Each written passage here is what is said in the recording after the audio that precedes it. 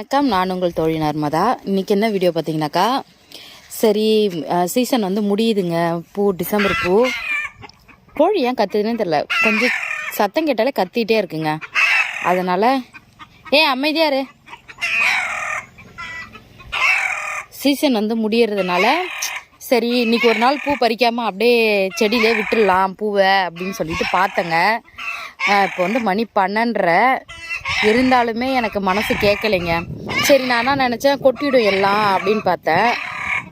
ஏய் அமைதியாரு. Show show அமைதியாரு அமைதியாரு.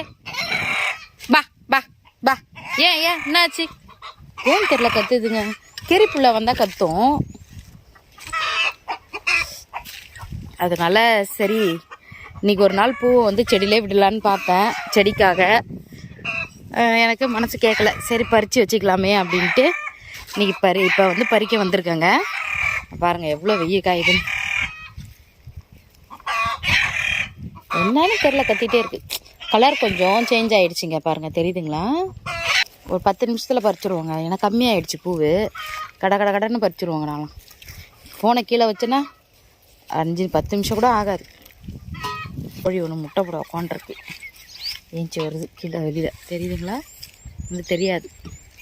இருங்க, அந்த கோழி முட்டை போட்டிருக்கான்னு போய் பார்த்துட்டு வருவோம். கீழே குதிச்சிச்சு.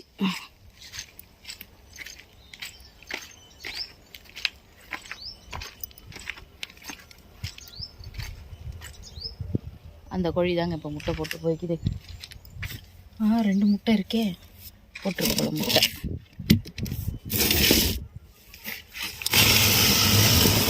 ரெண்டு முட்டை போட்டுருக்கு போல. 2 கோழி. இன்னொரு கோழியும் போடுங்க. சூடாக இருக்குது. இந்த முட்டை சூடாக இருக்குது. வச்சிடலாம்